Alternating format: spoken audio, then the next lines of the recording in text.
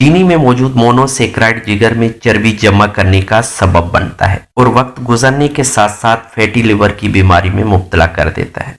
चीनी की वजह से खून की शरियानों में दबाव बढ़ जाता है। चीनी के ज्यादा इस्तेमाल से खून में इंसुलिन की मिकदार बढ़ जाती है, जिसका असर खून की गर्दिश, ब्लड सर्कुलेशन और जिस्म की शरियानों पर पड़ता है, जिसकी वजह से शरियानों की दीवारों पर दबाव पड़ता है और ब्लड प्रेशर यानी खून का दौरा बढ़ जाता है, जिसके नतीजे में फालिज और दिल का दौरा, हार्ट अटैक भी हो सकता है।